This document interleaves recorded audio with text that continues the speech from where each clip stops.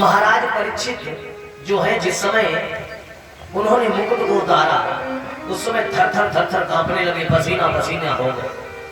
आज मुझसे कितना बड़ा अपराध हो गया है, मैंने एक संत का अपमान कर दिया, एक संत के गले में मरा हुआ सर्प डाल दिया। आज प्यारे बड़े दुखी हो रहे हैं कि मैं इस शरीर को एक क्षण भी नहीं रखना चाहता हूं, अभी नष्ट हो जाए, ये महल इस शरीर के ऊपर गिर जाए। बड़े प्यारे दुखी हैं, बड़े उदास हैं। और जब संगी ऋषि पहुंचते हैं अपने पिता के पास में, जाकर देखा श्रृंगी ऋषि ने अपमान पिता का कर गए।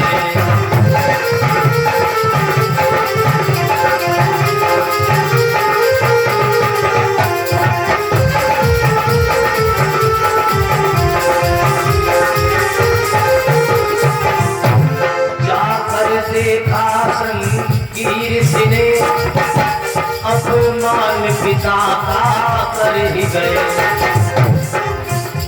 देख कर से वो तपस्वी ऋषि लेकर के श्राप दे रहा है।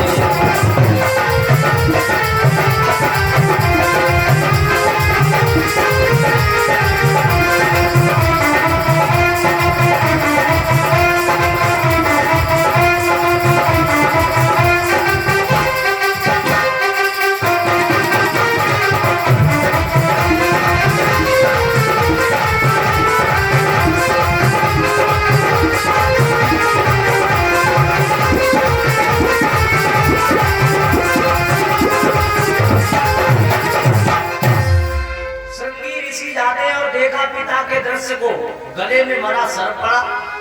अरे देख करके एकदम क्रोधित होने लगे कि इस राजा परीक्षित को अपने राज्य पर इतना बड़ा अहंकार है कि मेरे पिता का अपमान करके चला गया, लिया कमंडल से जल और दे दिया श्राप।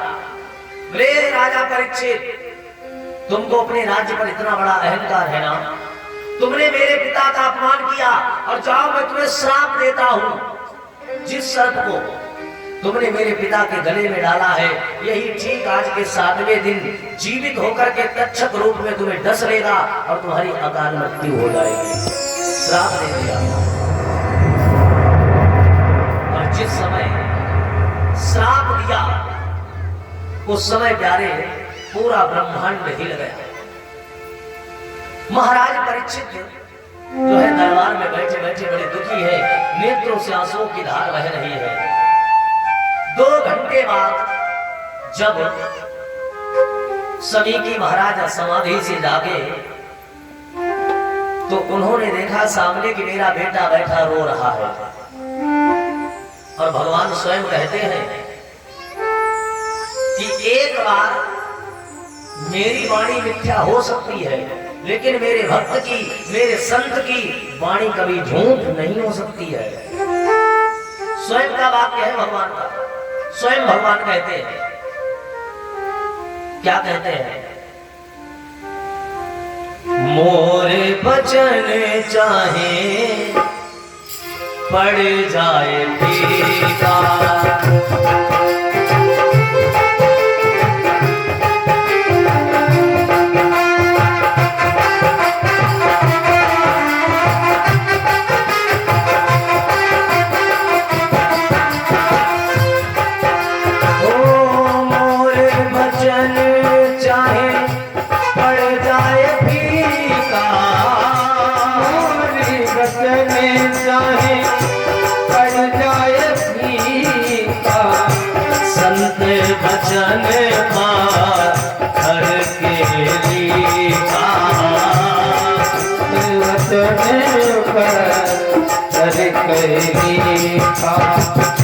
मोरे बचने चाहे, मोरे बचने चाहे पड़े जाए फीका, संत बचन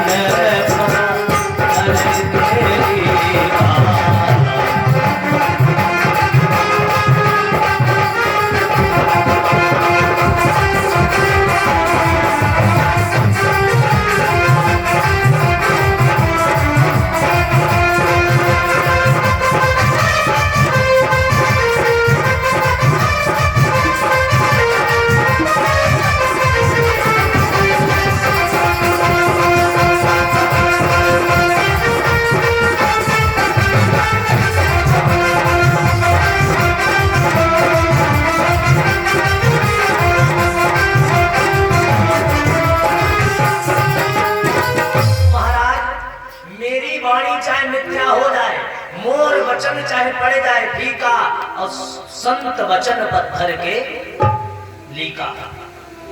कभी मेरी वाणी भले झूठ हो जाए, मेरा मान भले टल जाए, पर भक्त गमान न टलने पाए। श्राप दे दिया। और जब 1.5 घंटे बाद समीकी महाराज समाधि से जागे, देखा कि मेरा बेटा रो रहा है। अरे बेटा तुम रो क्यों रहे हो? पिताजी मैंने श्राप दे दिया। और जब श्राप का नाम सुना तो हुआ क्या? हाथों की माला छूट गई।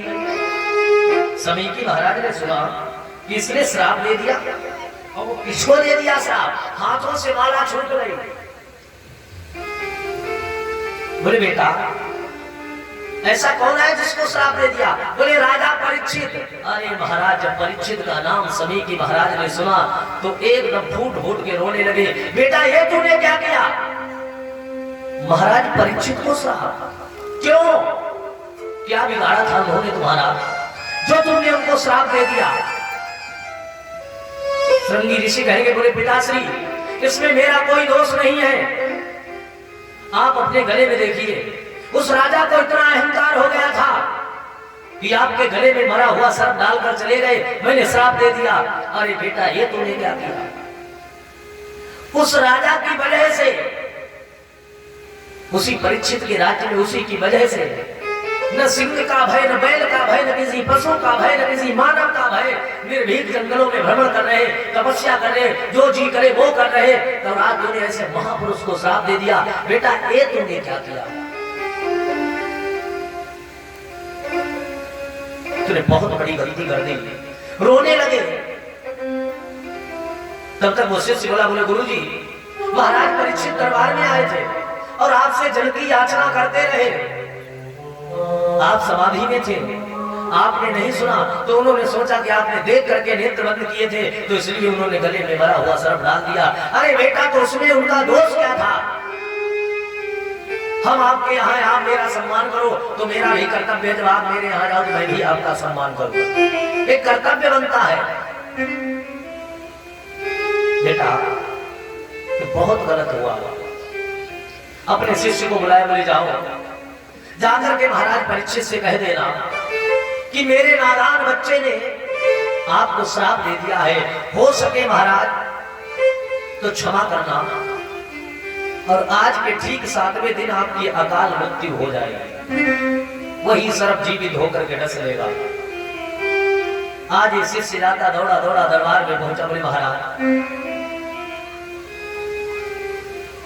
हमारे गुरुदेव भगवान के पुत्र ने आपको श्राप दिया है और आज के ठीक 7वें दिन आपकी मृत्यु हो जाएगी, अगर हो सके तो कुछ उपाय कर लेना। महाराज परीक्षित रोने लगे और कहने लगे ये क्या किया उस संत ने? मुझे श्राप इतने दिन तक, अरे मैं शरीर को 7 सेकेंड भी नहीं रखना चाहता हूँ और वो 7 दिन तक, लेकिन कोई बात नहीं, जो होना था वो तो हो चुका। आज महाराज परीक्षित ने अपनी पत्नी को बुलाया, बोले देवी आज मैं तुम्हें अपने दुनिया का सबसे बड़ा आश्चर्य भरा कौतुक बताने जा रहा हूं जो आज तक कभी किसी ने किसी को बताया ना हो। बोले क्या? बोले सुनो, आज के ठीक 7वें दिन मेरी मृत्यु होगी।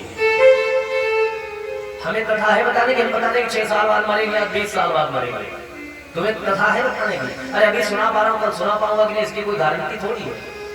लेकिन आज मैं तुम्हें बता रहा हूं, जन्मेजय को रास्ते में कर दिया और वहां से चल पड़े। कहां जा रहे हैं? बोले सुप्तताल की ओर, गंगा की तलहटी में प्रभु के नाम का सुमिरन करते हुए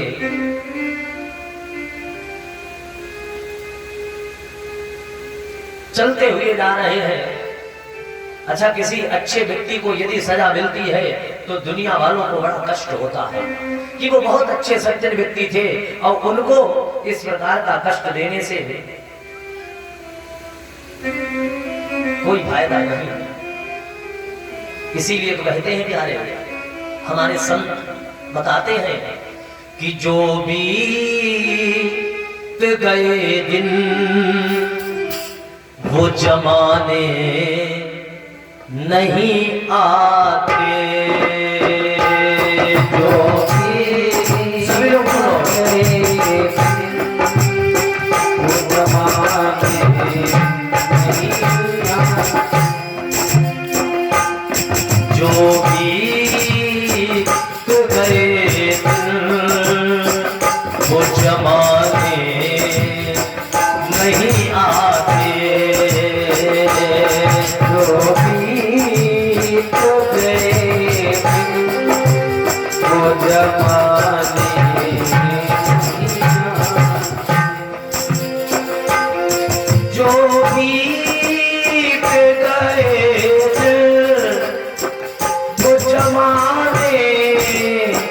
नहीं आते,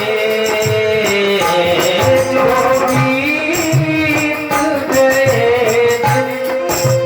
वो जमाने नहीं आते।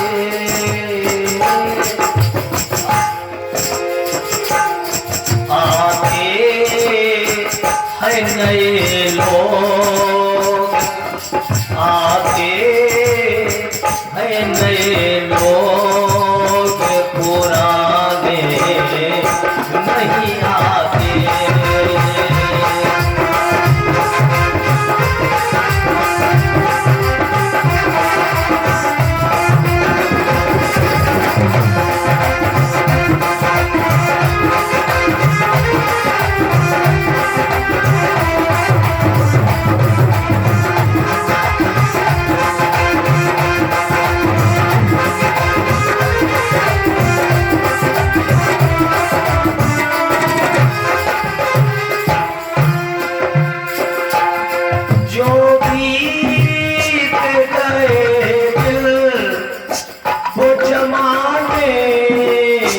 नहीं आते, सब लोग हाथ उठाने बजाते हुए वो जमाने नहीं आते।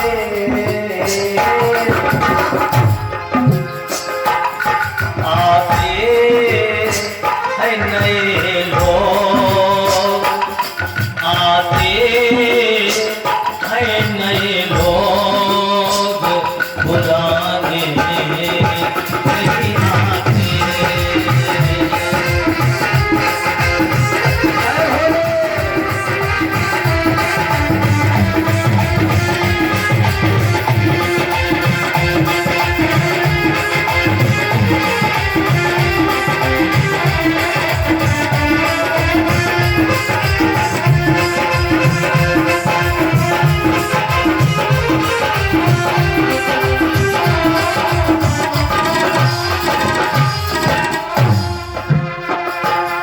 लकड़ी के मकानों में अंगीठी न जलाना, लकड़ी के मकानों में दीपक न जलाना। ए भैया, लकड़ी के मकानों में कभी आग मत जलाना, नहीं बहुत बड़ी धोखा खा बैठोगे। ऐसे नहीं भंडारा थोड़ी तरह ताली बजाने का प्रयास किया करो।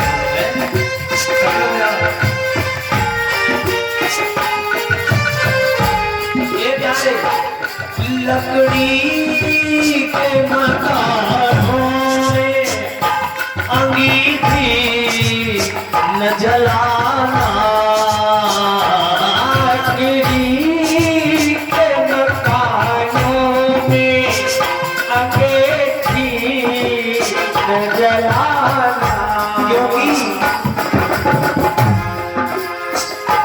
पड़ोसी भी लगी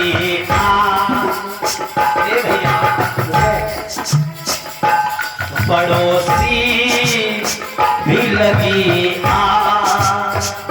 बुझाने नहीं आते, पड़ोसी भी लगी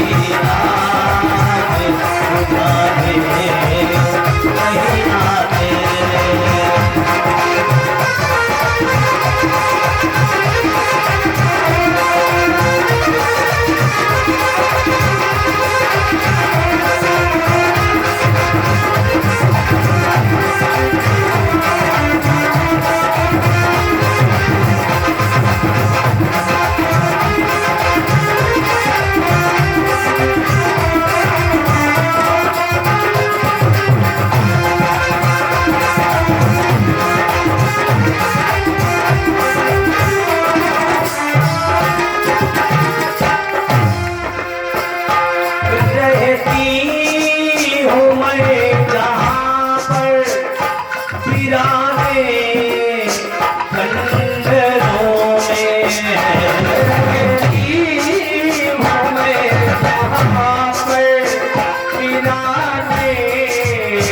खंडरों में भैया रहती हूँ मैं जहाँ पर विराजे खंडरों में रहती हूँ मैं जहाँ विराजे खंडरों में। भैया जिस जगह पर एक आत्मा रहती है वहां पर क्या राम राम की तो बात छोड़ो, पक्षी भी वहाँ सो, पक्षी भी वहाँ सो मचाने नहीं आते।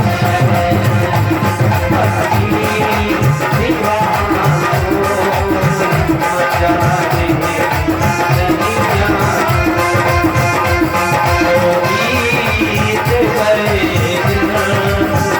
जमाने नहीं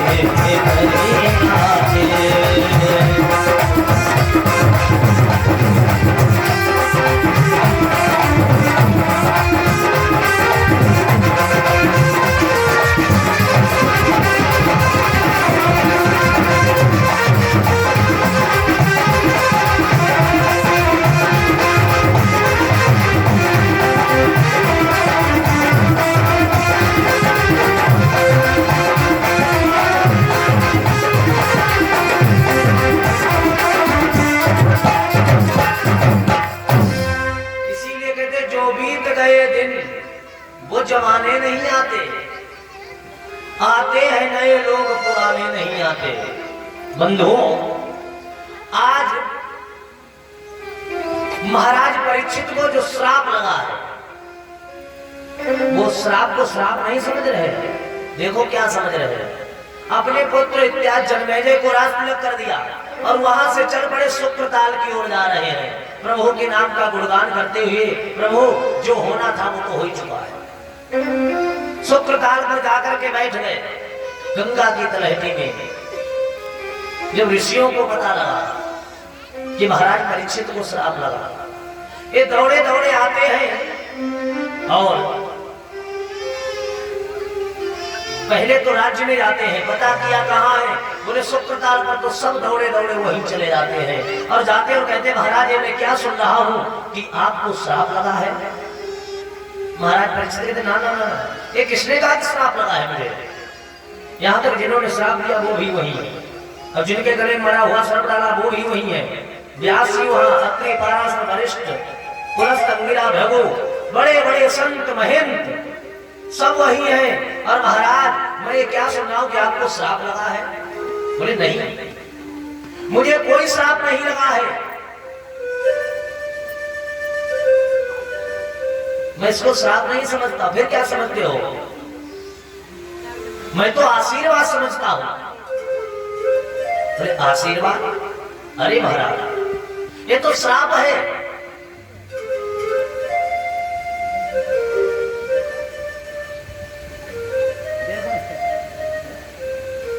निवेदन किया महाराज,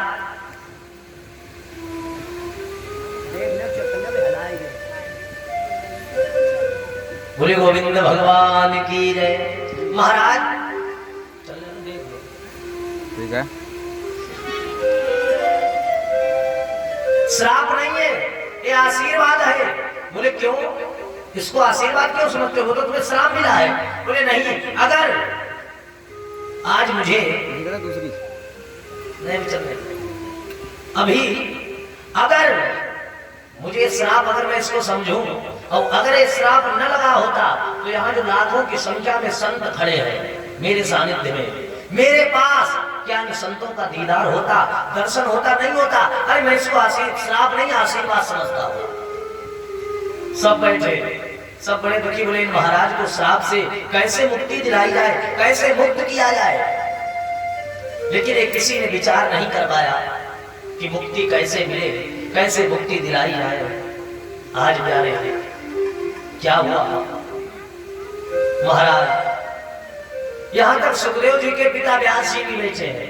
इधर सुखदेव जी भागवत पढ़कर के कल कहां बैठे थे? तपस्या में। सुखदेव जी महाराज बैठे अपनी समाधि में। अब इनके मन से एकदम उमंग उठी। और क्या उमंग उठी कि चलो महाराज परीक्षित के दरबार में चलो। चलिए महाराज सुखदेव उठ के खड़े हुए और चल दिए शुक्रताल की ओर जा रहे। बोलिए सुखदेव महाराज की। सब बैठे, एक से एक विद्वान बैठे हैं, एक से एक तपस्वी संत बैठे हैं, लेकिन ये किसी ने विचार नहीं लगा पाया कि इनकी 7 दिन में काल मृत्यु होगी और इनको इस पाप से, इस बोझ से हल्का कैसे किया जाए। सब जाना। सुखदेव महाराज जी जब चले, जब गांव से निकले तो गांव के जो लोग हैं वो देख रहे और विचार करने लगे। बोले देखो तो सही, ये नंगा बाबा जा रहा, नंगा बाबा। गांव के बच्चे जो थे वो पत्थर उठा उठा मारने फेंकते सुखदेव महाराज, लेकिन कोई फर्क नहीं, जा रहे चलते हुए पहुंचे जिस समय शुक्रताल पर। और जिस समय संतों की, भक्तों की, परीक्षित की नजर पड़ी, सब एकदम उठ के खड़े हो गए और लगाया जयकारा। बोले सुखदेव महाराज की। जयकारा गया, हाहाकार मच गया, पूरा ब्रह्मांड हिल गया। परीक्षित महाराज ने देखा, देख करके अपने आप को कृतार्थ से समझने लगे और दौड़ करके गए चरणों में गिर पड़े। महाराज चरणों में जब जाकर के गिर पड़े, क्या हुआ? व्यास जी ने देखा कि परीक्षित तो बढ़ाई पर बढ़ाई, बढ़ाई पर बढ़ाई, बढ़ाई पर बढ़ाई करते जा रहे हैं। कोई कोई होते ना मुख के सामने खूब बढ़ाई पर बढ़ाई, बढ़ाई पर बढ़ाई, और जो पीछे आएंगे तो तुम्हारी चुगली करेंगे, मुंह पे बढ़ाई कर रहे। व्यास जी ने देखा कि ये क्या रहे हैं, हमारे पुत्र के सामने बढ़ाई कि आप आए, बड़ी कृपा की, आज मेरा जीवन सफल हो गया। तो व्यास जी ने इशारा कर दिया, बोले सुनो, मेरे पुत्र को बढ़ाई तो बिल्कुल पसंद ही नहीं, आप काम की बात करो, जो काम हो उसके लिए बात करो। आसन दिया, बिठाया, तिलक किया, बोल लिया, पर माला दी, गद्दी दी, बिठाया और प्रसन्न कर दिया। प्रसन्न क्या किया महाराज? जल्दी मरने वाले को क्या करना चाहता? अब जल्दी हम भी मर सकते, जल्दी तुम भी मर सकते। प्रश्न कर दिया कि जल्दी मरने वाले को क्या करना चाहिए। अब ये प्रश्न अपने लिए नहीं, बोले सारे संसार के हित के लिए हो गया। भाई जल्दी तो कोई भी मर सकता है ना। महाराज इस दृश्य को देख करके विचार किया, बोले जल्दी मरने वाले को महाराज परीक्षित तुरंत बात सुनकर के सुखदेव जी जवाब देने लगे। बोले जल्दी मरने वाले को एक ही काम करना चाहिए। बोले क्या? बोले श्वास श्वास पर कृष्ण भज, वृथा श्वास जनि खोय, ना जाने उस श्वास को आवन होय न होय। जल्दी मरने वाले को बस एक ही काम करना चाहिए। बोले क्या? बोले श्वास श्वास पर कृष्ण भज, जो श्वास निकले कृष्ण, जो श्वास निकले कृष्ण। बोले वृथा श्वास जन खोई, ऐसी कोई सांस न निकल करके जाए जिसमें भगवान का नाम न जाए। केवला हेतु भक्ति, केवल भक्ति करो, भगवान का भजन करो। केवला हेतु की भक्ति वासुदेव परायण, केवल आप भक्ति करो वसुदेव पुत्र श्री कृष्ण की, और कुछ मत करो। बोले महाराज ठीक है, अब आपने कह दिया कि भक्ति करो, मैंने मान लिया। अधम धुन्नम विक्रांत सेना निहार में भास करा। जिन गोपियों ने उसकी भक्ति की थी और जिस समय भगवान बंसी को बजाते थे तो क्या होता था? नहीं, चूल्हे में लकड़ी जला के सब्जी बना रहे हैं, लेकिन चूल्हे में लकड़ियां जल ही नहीं, उनसे पानी टपक रहा, जलने की जगह पानी। ऐसे कन्हैया की भक्ति करो, कल्याण हो जाएगा। अरे बोले महाराज भक्ति तो करें, अगर मन ही न लगता हो, मन ही बंधन और मुक्ति का कारण है। यही मन अगर हमारा भगवान के चरणों में लगा हुआ है तो हम संसार से मुक्त हैं, और यही मन अगर संसार में भटक रहा है तो हम दुनिया से बंधे हुए हैं। मन ही बंधन और मुक्ति का कारण है। चिंता और चिंतन, चिंता को हटाओ, चिंतन को बढ़ाओ, आपका मन आप लोग भगवान की भक्ति में लग जाएगा।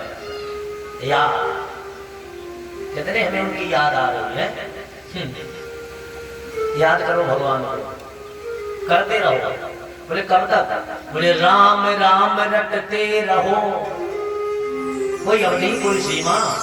बोले जब लक घट में प्राण, बोले कब हो तो दीन दयाल के भनक पड़ेगी कान।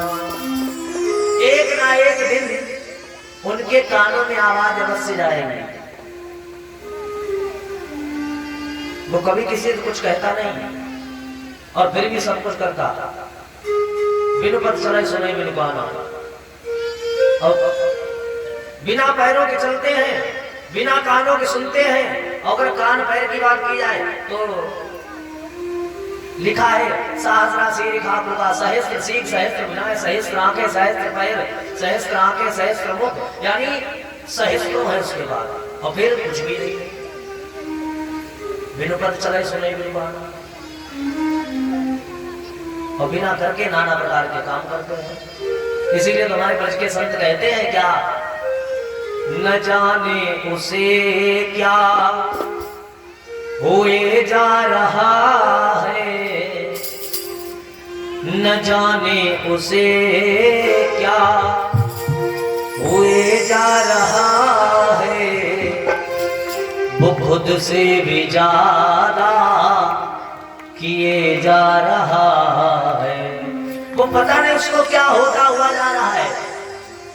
वो खुद तो कभी कुछ भी कहता नहीं है। बताओ, भगवान कभी किसी के दरवाजे पर आए हो कि भैया एक रोटी मोई भी दे दो, मोई बड़ी देते, भूख लगी पेट में चूहे कूद रहे? आए भगवान कभी? कभी नहीं आए होंगे। वो खुद तो कभी कुछ भी कहता नहीं है, पर रहम पर रहम वो किए जा रहा है। न जाने उसे क्या हुए जा रहा है, वो खुद से भी ज्यादा किए जा रहा है। ऐसा है दयालु मेरा कृष्ण, इतना कृपालु है। और भगवान से सुबह शाम यही निवेदन किया करो। क्या? सब लोग बोलो कि पकड़ लो हाथ बनवारी। भगवान से सुबह शाम यही निवेदन करो कि पकड़ लो हाथ बनवारी, नहीं तो डूब जाएंगे। पकड़ लो सभी बनवारी, नहीं तो डूब जाएंगे। पकड़ लो हाथ बनवारी, नहीं तो डूब जाएंगे। पकड़ लो हाथ बनवारी, नहीं तो डूब जाएंगे। पकड़ लो हाथ बनवारी, नहीं तो डूब जाएंगे। पकड़ लो हाथ बनवारी, नहीं तो डूब जाएंगे। एक नैया हमारा कुछ न बिगड़ेगा, हमारा कुछ न बिगड़ेगा। तुम्हारी लाज जाएगी, हमारा कुछ न बिगड़ेगा। तुम्हारी लाज जाएगी।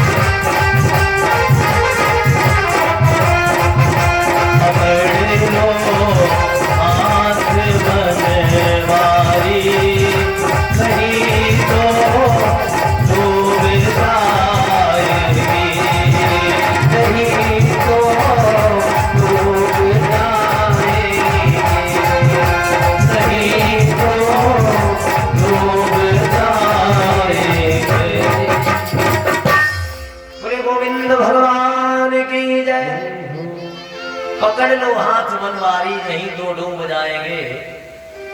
महाराज श्री सुखदेव जी कहने लगे सुनो भगवान का भजन करो मन लगा करके। तो परीक्षित जी बोले अगर महाराज किसी का मन ही न लगता हो, अब यहां से कथा में आनंद आएगा। बोले यदि किसी का मन ही न लगता हो, अब अभी तक तो इधर उधर चलते रहे, कोई यहाँ कहीं वहां कहीं महाभारत कहीं शिव कहीं नहीं कहीं, अब यहाँ से सीरियल से चलेंगे। परीक्षित जी प्रश्न करेंगे, सुखदेव जी जवाब देंगे। इन्होंने कहा सुखदेव जी ने कि मन लगाकर भजन करो। तो परीक्षित जी ने कहा अगर मन न लगे तो बोले अगर मन न लगे तो एक काम करो। बोले क्या? बोले जितासनो जित सांसो जित संगो जितेंद्रिया। जितासनो स्थूले भगवते रूपे मनः संध्यारयोधिया। बोले महाराज अगर मन न लगे तो फिर क्या करें? बोले जितासनो आसन। आसन समझते हो? जैसे घर से आओ कदम बैठो तो पंक्ति मारकर बैठ जाओ, बैठे रहो। तो बहुत से लोग आके बैठते हैं, थोड़ी देर पंक्ति मार के बैठे तो थोड़ी देर ऐसे ऐसे पकड़ लिया बैठी ने। हम कह रहे तुम्हारे लोग थोड़ी कहे ऐसे बैठे और थोड़ी देर बाद मौका ऐसे जे बैठने अब ये भी ठीक।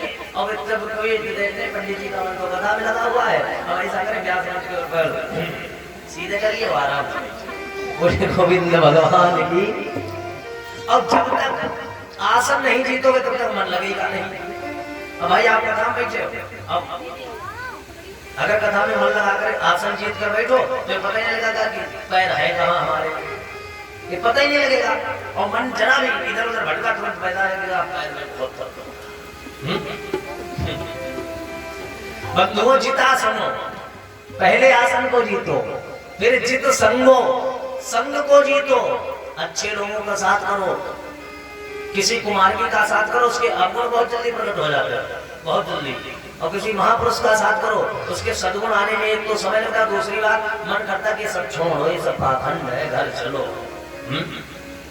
किसी अच्छे व्यक्ति का साथ करो। तो फिर जितासनो जित संगो जित सांसो, सांस को रोको। जितेंद्रिया, जब आसन सांस संग जब जीत लोगे तीनों चीजों को तो जितेंद्रिया इंद्रिया, मैंने क्या बताया था 5 ज्ञानेंद्रिया 5 कर्मेंद्रिया 10 हुई। तो इंद्रियां जो है वो आपके बस में हो जाएंगी। स्थूले भगवते रूपे मनः संध्यारयोधिया। आपका शरीर स्थूल हो जाएगा और मनः संध्यारयोधिया, मन जो है वो भगवान के चरणों में लग जाएगा, आप रूप लग जाएगा। फिर ये नहीं कहोगे कि ये मन बड़ा चंचल है, कैसे तेरा भजन करूं। मन की चंचलता को दूर करो। मन में जो विकार है पहले तो उसको निकालो, उसके बाद मन लगेगा। जो भेदभाव है एक दूसरे के प्रति, भगवान के प्रति, गांव वालों के प्रति, मंदिर के प्रति, ब्राह्मण के प्रति, जो भी भेदभाव है भगवान के दरबार में नहीं चलते जा रहे हैं। ये तो सबका पिता परमपिता परमेश्वर, बेटे से कितना बड़ा भी अपराध हो जाए तो पिता के दरबार में तो वो चाहे चला जाए, जा सकता ही नहीं। माता पिता के शरण में बेटा चाहे जब जाए, बेटा हो चाहे बेटी हो, कितना बड़ा भी अपराध हो जाए तो पिताजी ये थोड़ी कहेंगे कि यहाँ से निकल गया, ये कोई नहीं कहेगा। अगर गले से नहीं लगाएंगे तो भगाएंगे भी नहीं। वही भगवान की समस्या, ये तो भगवान का है, परम पिता परमेश्वर का दरबार। बोले ठीक महाराज, ये तो बात ठीक है, आपने जो भी बताया, जल्दी मरने वाले को भगवान की भक्ति। अच्छा, मन, आसन, ये आप सब बता रहे हो ना। निवेदन किया महाराज, एक चीज हमें ये बताओ कि जो दुनिया के लोग हैं जन्म लेते हैं, प्रकट होते हैं और उसके बाद में